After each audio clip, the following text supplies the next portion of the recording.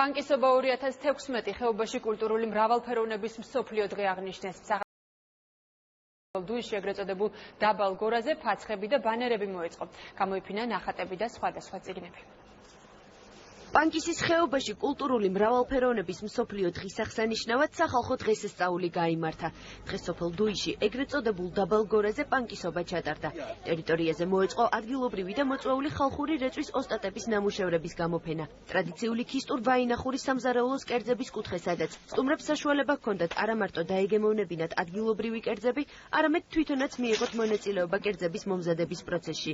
თიხა, კერამიკა, გობელინი და სხვა ხელნაკეთი ნივთები. მუზეუმის კუთხესთან გამოტანილი იყო ძველებური ყოფაცხოვრების ამსახველი სამუზეუმო ექსპონატები. ბავშვებს დიდი დაინტერესება აქვს შეისწავლონ თექა და მყავს 14 მოსწავლე. მოსულ სტუმრებს დღეს ჩვენ გაუმასპინძლდებით ადგილობრივი კერძით ჯიჯი გალანი.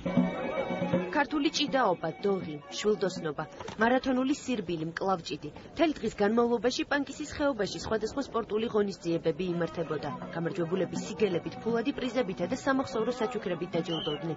ასევე ჩატარდა საზეიმო კონცერტი და მოყვარული მოცეკვავეების იმპროვიზირებული ცეკვა შეჯიბრი გაიმართა. პანკის ხეობაში კულტურული ღონისძიებები არ ტარდებოდა. დღეს უკვე ასე ვთქვათ ყველას აქვს შესაძლებლობა გამოანილოს თავისი კულტურული მხარე. როდესაც მე ვაპირებდი და შემომთავაზეს, რომ თქვათ პანკისში მსგავსი ტიპის კონცერტი წამეყვანა, ცოტა რაღაცა შიშის ფაქტორი იყო, მაგრამ რა თქმა უნდა ეს როდესაც კარგად გაეცნობი ჩამოხვა, შიში საერთოდ მოიხსნა. საპატიო სტუმრებს თემატური თეატრალიზებული წარმოდგენით დუისის საჯარო სკოლის მოსწავლეები შეხვდნენ. ღონისძიებას კულტურის მინისტრიც დაესწრო და ამ დღის მნიშვნელობაზე ისაუბრა.